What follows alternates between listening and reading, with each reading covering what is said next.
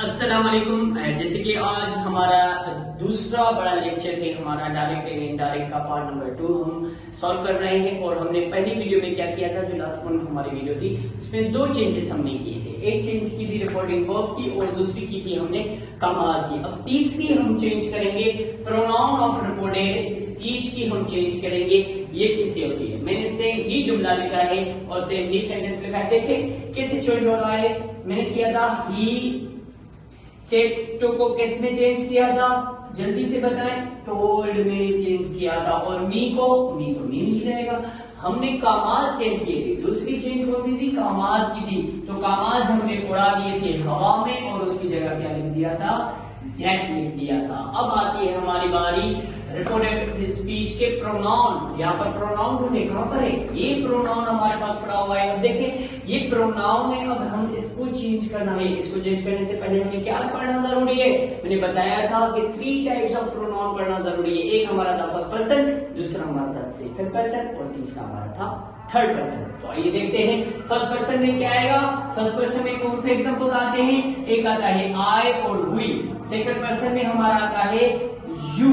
Third person में हमारा आता है ही, शी और इट आता है हमारा। अब देखते हैं आई और यू। यहाँ पर फर्स्ट पर्सन है, फर्स्ट पर्सन किसके साथ चेंज होगा, ये चीज समझना बहुत जरूरी है।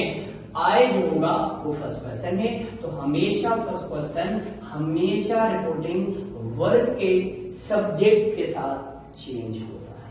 ओके, तो यहां पर हम क्या लिखेंगे, रिपोर्टेड स्पीच का जो सब्जेक्ट है, एक्चुअली ये सब्जेक्ट है। यहां पर मैं प्रोनाउन कह रहा हूं, अदरवाइज इसकी जो मीनिंग होगी है क्या होगी, तो रिपोर्टेड स्पीच का ये क्या है, रिपोर्टेड स्पीच का सब्जेक्ट है। ये किसके साथ चेंज होगा, रिपोर्टिंग वर्ब के सब्जेक्ट के साथ चेंज होगा। तो यहां पर क्या लिखूंगा मैं, ही लिखूंगा।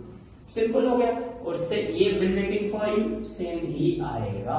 तो यहां पर हमने ये चेंज की।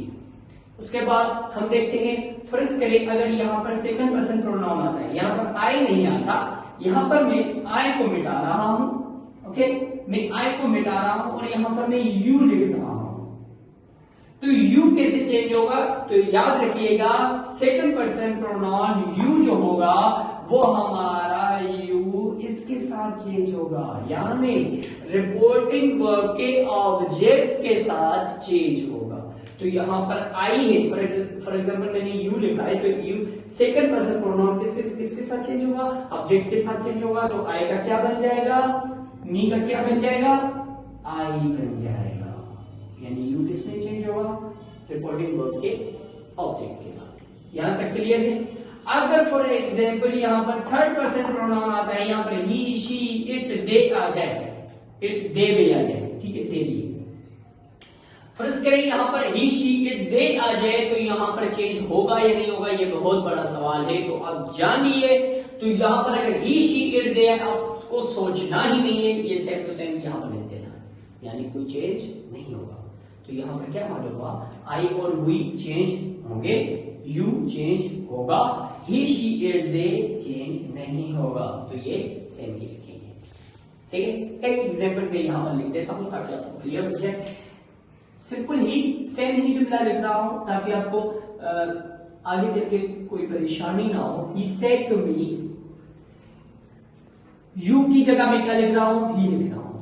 यू की जगह विल, ही लिख रहा हूं। ही विल वेटिंग फॉर यू।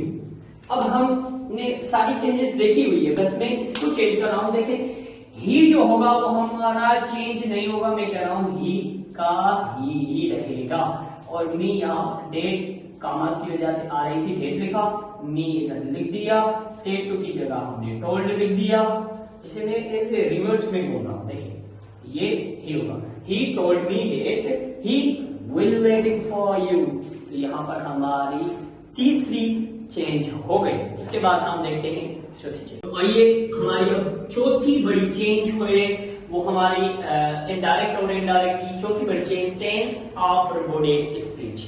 अब हम इसको कैसे चेंज करेंगे, देखें। एक एग्जांपल है, he said to me I will be waiting for you. ये सेम ही मैं जुमला लिख रहा हूं और मैं चेंज नहीं करा, इसलिए चेंज नहीं करा ताकि आपको सही से समझ में आ जाए। अब देखें अगर फर्स्ट करें यहाँ पर सेट टू लिखा हुआ है तो यहाँ पर जो अब ये रिपोर्टेड स्पीच है, ये वाली रिपोर्टेड स्पीच जो यहाँ पर मैं यहाँ से यहाँ, ये रिपोर्टेड हमारी स्पीच। ओके, तो ये चेंज होगी। फर्स्ट करें वो आगे देखते हैं कि कौन सा टेंस चेंज होगा, कौन सा नहीं होगा, ये बात की बात है। लेकिन ये यहाँ पर मैं बात कर रहा हूँ कि अगर सेड टू होगा तो ये वाला रिपोर्टेड स्पीच जो पास्ट में हो या प्रेजेंट में हो ये चेंज होगा। देखें, अगर यहाँ पर सेड नहीं है और यहाँ पर से लिखा हुआ है यहाँ पर, तो याद रखिएगा रिपोर्टेड स्पीच चेंज नहीं होगी। अगर फर्स्ट करें यहाँ पर से टू लिखा होगा, से टू यहाँ पर लिखा हो तो यहाँ पर से टू के साथ भी रिपोर्टेड स्पीच चेंज नहीं होगी। चेंज तब होगी जब यहाँ पर सेड और सेड टू लिखा होगा। सही है। अब हम देखते हैं कि रिपोर्टेड स्पीच में कौन से टेंसेस जो हैं वो चेंज होते हैं। पहला देखिए प्रेजेंट टेंस। प्रेजेंट टेंस में कैसे, प्रेजेंट इंडेफिनिट टेंस होगा तो वो चेंज होगा पास्ट टेंस में, पास्ट इंडेफिनिट टेंस में। प्रेजेंट कंटिन्यूअस होगा, पास्ट कंटिन्यूअस हो जाएगा। प्रेजेंट परफेक्ट पास्ट कंटिन्यूअस में चला जाएगा। Present perfect continuous past perfect continuous में चला जाएगा। तो यहाँ पर ये चेंजेस होगी रिपोर्टेड स्पीच की तरफ। उसके बाद हम देखते हैं पास्ट। अगर फर्ज करें ये जो हमारे पास रिपोर्टेड स्पीच मिली हो वो पास्ट इंडेफिनिट में मिली हो तो वो पास्ट परफेक्ट में चेंज हो जाएगी। अगर ये पास्ट कंटिन्यूअस में हो तो ये पास्ट परफेक्ट कंटिन्यूअस में चेंज हो जाएगी। तो यहाँ पर ये चेंजेस जो है वो रिपोर्टेड स्पीच में जो है वो होंगी। सही है। आइए हम दूसरा एग्जाम्पल देखते हैं और इसको सॉल्व करते हैं कि कैसे होगा। तो आइए हम एग्जाम्पल देखते हैं कि कैसे होगा। इसको सॉल्व करते हैं।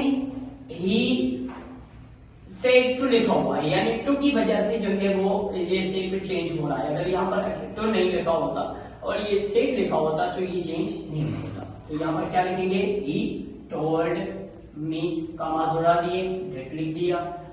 अब यहाँ पर ही है तो ही चेंज होना ही नहीं है। क्यों नहीं होना, क्योंकि ये थर्ड पर्सन प्रोनाउन है। हमने पढ़ रखा है कि थर्ड पर्सन प्रोनाउन चेंज नहीं होता।